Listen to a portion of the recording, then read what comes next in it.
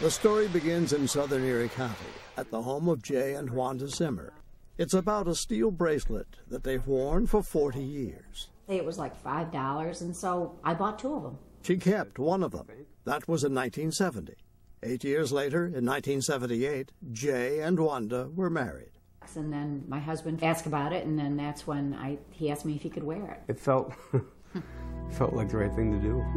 A lot of people back then felt that way about American MIAs and those held prisoner in Vietnam. John McCain, one of the best known. But Jay and Wanda's bracelet, by chance, bore a different name, David Everson, a name they didn't recognize. Still, they felt these men deserve a thank you. And so they wore the bracelet for 40 years. Who was David Everson? We've learned he was an Air Force major when he was shot down over North Vietnam in 1967. He had a wife and 3 young children back home. He was held by the North Vietnamese for 3 years by the time Wanda bought the bracelet that bore his name in 1970.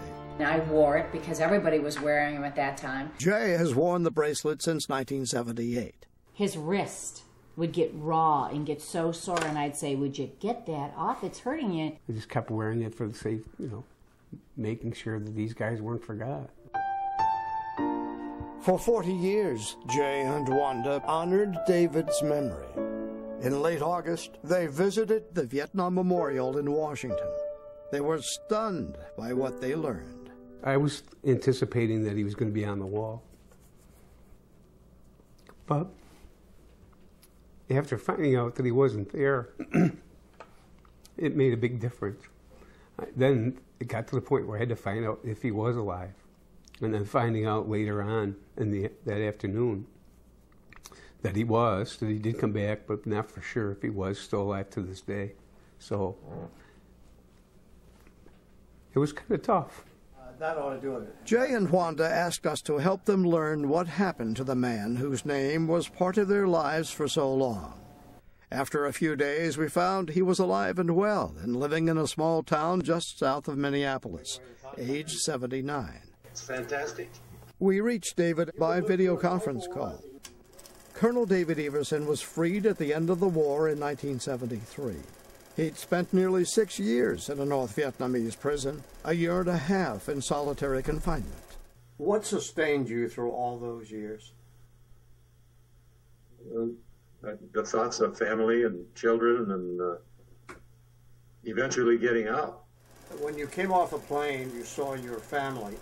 Was that the first time you saw them in 6 years? 6.5 years, really. I spent half a year flying missions before I was shot down. I was saluting the general that was standing by the door, and he turned me around, and there they were. What was your first impression?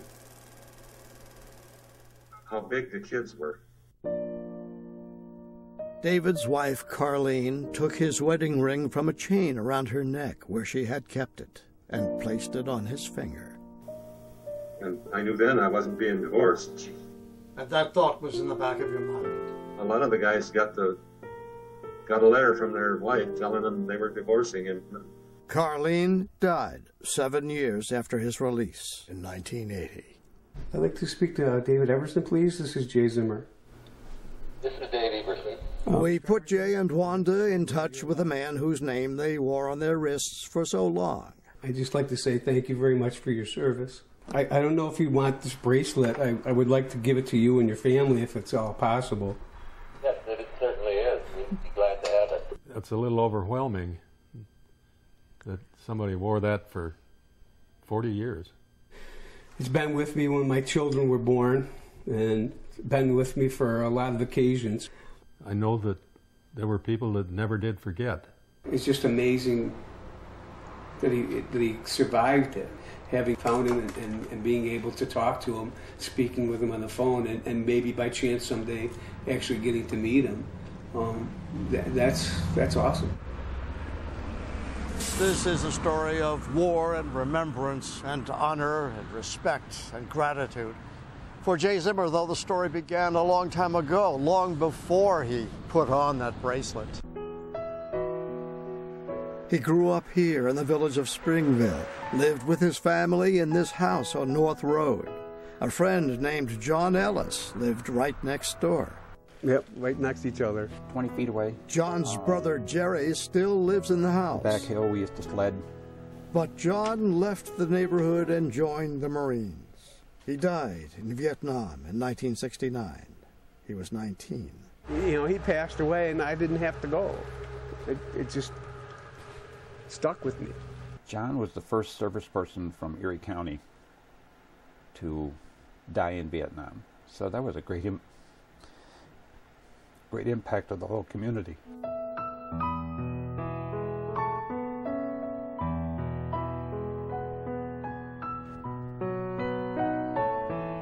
I would have liked to know what my little brother would have done, would have been. He was a heck of a little brother. I'm proud of my brother. As for Jay and Wanda's reaching out to David Everson, he and his daughter Deanne now plan to do something they've been putting off for far too long, putting together their family's history. It's really very hard to get it done, so this is a good motivator for us.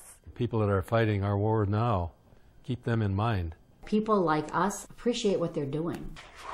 If I had an MIA bracelet, I would probably still be wearing it also. It's a pride of America, reaching out to your fellow persons and service people.